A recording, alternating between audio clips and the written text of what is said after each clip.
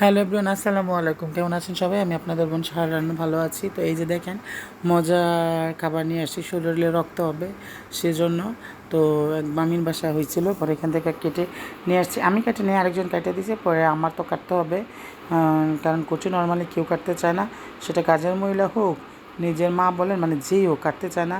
তো যেহেতু আমার মন চাইছে কচু আমাকেই কাটতে হবে, তাই আমি কচুগুলো নিয়ে আসছি আর হাতের মধ্যে হ্যান্ড গ্লাভস লাগাই নিচ্ছি। কারণ কচু তো চুলকায়, আর চুলকালে তো অবস্থা বেহাল হয়ে যায়, এই একটা বেহাল সমস্যা।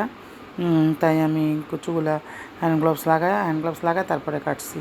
আর এই যে এখানে আমি কচুগুলা কাইটা একদম এই হাতেই ধুয়ে নিছি। মানে এখন যে আমি বয়স দিচ্ছি আমার হাত চুলকাইতেছে, মানে এমন একটা বেহাল অবস্থা। পরে কচুগুলো নিজেই ধুইছি, কী আর করবো, কেউ তো আর আগাবে না।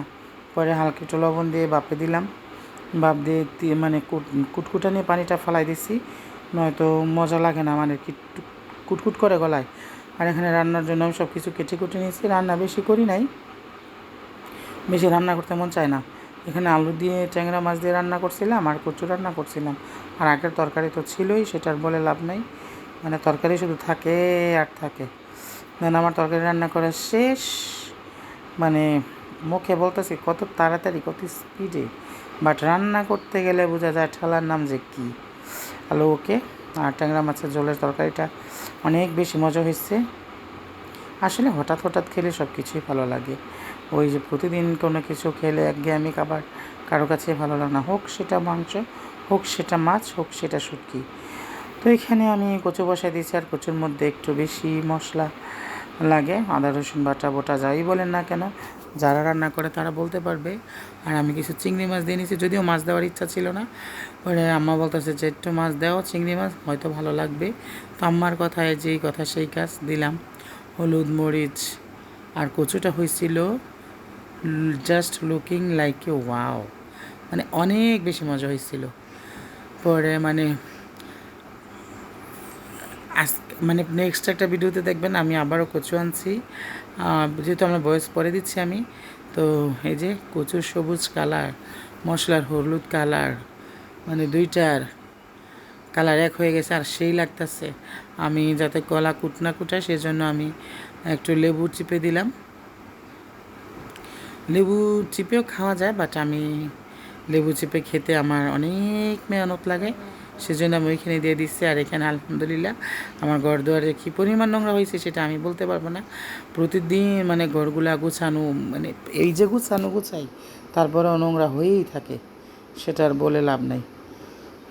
দেন এখানে আমার কচু রান্না করা শেষ। আমার দিয়ে গেছিলাম যে একটু লাড়েন, আমি আসতেছি লাড়া দিব, পরে লাড়লো, আমি বাকিটা করলাম। কারণ কচু লাড়ার মধ্যে অনেক মেহনত, সেটা যারা লাড়ে তারা কইতে পারে, যারা লাড়ে না তারা কইতে পারবে না।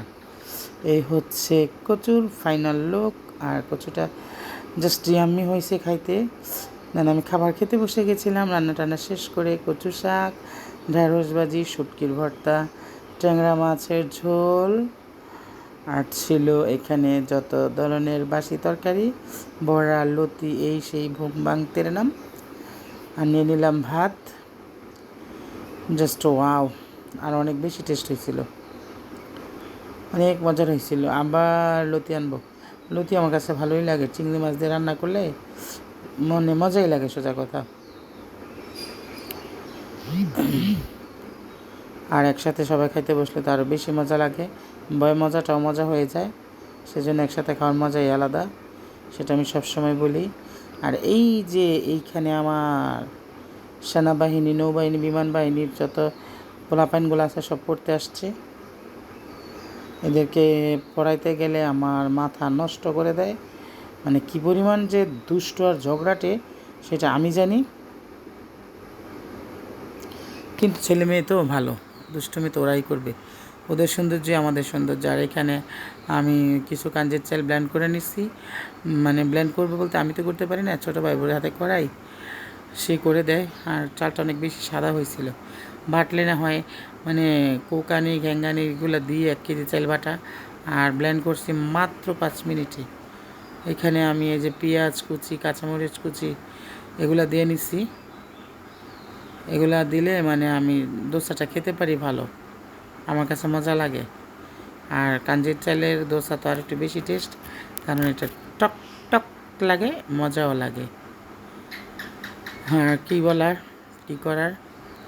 পরে সন্ধ্যার সময় সবার সাথে বইসা এই যে দোসা বানাই নিছি, সরি দোসা বানাইছি আমি একাই, আর সবার সাথে বসে খাইছি। শুটকির ভর্তা, কচু শাক, শুটকির ভর্তা মানে হারামও একটু খাই নাই, মানে তখন খেতে ইচ্ছে করছিল না ঝালে, শুধু দোসাটা খাইছি। অনেক মজার ছিল দোসাটা।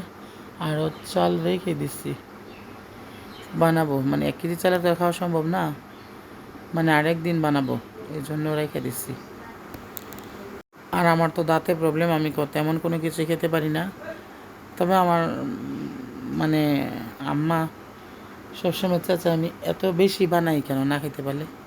আর এখানে বসে নাটক দেখতেছিলাম, ভাত ভাত দেখতেছি আর টিভি করতেছি, এই নাটক দেখতেছিলাম। তো এই তো, ভালো থাকবেন, সবাইকে ভালো রাখবেন। আসসালামু আলাইকুম। আল্লাহ।